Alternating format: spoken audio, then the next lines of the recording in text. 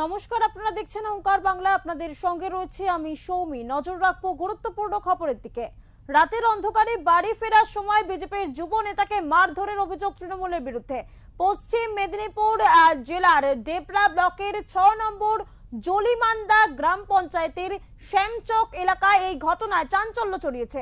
বিজেপির যুব নেতা দিব্যেন্দু রায়ের অভিযোগ, রাত্রির ১১টা নাগাদ ডেবরা থেকে বাড়ি ফেরার সময় শ্যামচকে কয়েকজন তৃণমূল কংগ্রেসের দুষ্কৃতী তার ওপর চড়াও হয় এবং লাঠি দিয়ে মাথা ফাটিয়ে দেয় বলে অভিযোগ রয়েছে। পরে স্থানীয়রা তাকে ডেবরা সুপার স্পেশালিটি হাসপাতালে নিয়ে আসে। বর্তমানে দিব্যেন্দু ডেবরা সুপার স্পেশালিটি হাসপাতালেই চিকিৎসাধীন রয়েছে, এমনটাই খবর রয়েছে। অপরদিকে এই বিষয়ে ৬ নম্বর জলিমান্দা অঞ্চল তৃণমূল কংগ্রেসের সভাপতি সুবল রানা তিনি জানান, ওই ছেলেটির স্বভাব ভালো নয়, রাস্তায় আসার পথে কারোর সঙ্গে ঝামেলায় জড়িয়ে পড়েছিল। এটা ব্যক্তিগত ব্যাপার, এখানে কোনো রাজনীতি নেই, এমনটাই অভিযোগ করেছেন তিনি এবং বলছেন এই অভিযোগ সম্পূর্ণ ভিত্তিহীন, রাজনৈতিক রং লাগানোর চেষ্টা করা হচ্ছে।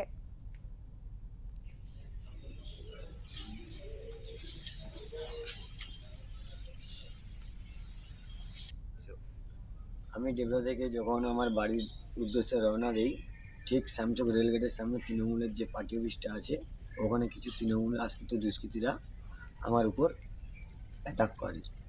আমাকে অশ্লীল ভাষায় মা মাতারি তুলে গালিগালাজ করে এবং আমার ফ্যামিলি নিয়ে ব্যক্তিগত আমাকে আক্রমণ করে এবং পরে আমার মাথা ফাটিয়ে দেয় এবং আমাকে আক্রান্ত করে। কেন করলো কেন? যেহেতু আমি ভারতীয় জনতা পার্টি রাজনৈতিক দলটা করি এবং আমি ডেবরা ৪ নম্বর মণ্ডলের যুব মোর্চার সহসভাপতি, ঠিক আছে। তো এই নিয়ে আমার উপর ব্যক্তিগত তৃণমূলের যারা আমাদের ৬ নম্বর জলিমান্দা অঞ্চলের যারা কার্যকর্তারা আছে তৃণমূলের, তারা আমার উপর অ্যাটাক করে।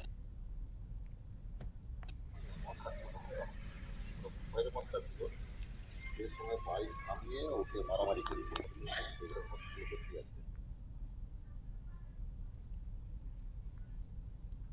এই বিষয়ে কথা বলবো আমাদের প্রতিনিধি শান্তনু পানির সাথে, জানতে চাইবো ঘটনাটি ঠিক কি ঘটেছিল। শান্তনু, ঠিক কি ঘটনাটি ঘটেছিল? বিজেপির যুবকর্মীকে মারধরের অভিযোগ উঠছে একেবারে তৃণমূলের বিরুদ্ধে, কি খবর রয়েছে তোমার কাছে? একেবারে দেখো, বিজেপির যে যুব কর্মী রয়েছেন তিনি রাতের অন্ধকারে বাড়ি ফিরছিলেন, ঠিক সেই সময় তাকে কেউ ঘিরে ধরে মারধর করে এমনই কিন্তু অভিযোগ করা হয়েছে এবং মারধরের পরিমাণ এতটাই বেশি ছিল তার মাথায় আঘাত লাগে, ফেটে গিয়ে রক্ত বেরোতে শুরু করে এবং স্থানীয়রা সেটা তাদেরকে দেখতে পায় এবং তাকে প্রাথমিকভাবে তুলে নিয়ে গিয়ে ডেবরা সুপার স্পেশালিটি হাসপাতালে নিয়ে যাওয়া হয় এবং তাকে সেখানে চিকিৎসা করানো হয়। অভিযোগ যে ডেবরা ব্লকের ৬ নম্বর জালিয়ামান্দা গ্রাম, সেই গ্রাম পঞ্চায়েতের শ্যামচক এলাকায় তিনি যখন বাড়ি ফিরছিলেন, যদিও তিনি আরো একটি বিষয়ে অভিযোগ করেছেন, দীর্ঘদিন ধরে তার নামে বিভিন্ন মিথ্যে অভিযোগ বা কেস দেওয়া হয়েছিল থানায়, কারণ তার অপরাধ তিনি বিজেপি করেন। স্বভাবতই রাজনৈতিক ভাবে ভোট মিটে গেলেও যে ভোট পরবর্তী হিংসা পশ্চিম মেদিনীপুরের ডেবরায় তা কিন্তু লক্ষ্য করা গেল। অন্যদিকে তৃণমূল কংগ্রেসের যিনি অঞ্চলের দায়িত্বে রয়েছেন সুবল রানা, তিনি জানিয়েছেন যে সম্পূর্ণ মিথ্যে অভিযোগ, তাদেরকে মেলাইন করার জন্য এই ধরনের কথা বলা হচ্ছে। তিনি হয়তো মদ খেয়ে কারোর সাথে ঝামেলা করছিলেন, সেখানেই এই মারধরের ঘটনা ঘটলেও ঘটে থাকতে পারে, তবে রাজনৈতিক ভাবে কোনো এই ধরনের ঘটনা ঘটেনি। যদিও বিজেপি পরিষ্কার ভাবে জানিয়েছেন যাকে মারা হয়েছে যে তিনি দীর্ঘদিন ধরে এলাকায় বিজেপির কর্মী বলে পরিচিত, তার নামে মিথ্যে কেসও দেওয়া হয়েছে এবং ভোটের পর তাকে দেখে নেওয়া হবে বলেছিল এবং এই রাতের অন্ধকারে তার উপরে আক্রমণ তৃণমূল কংগ্রেস করেছে, এমনটা তিনি কিন্তু অভিযোগ এনেছেন।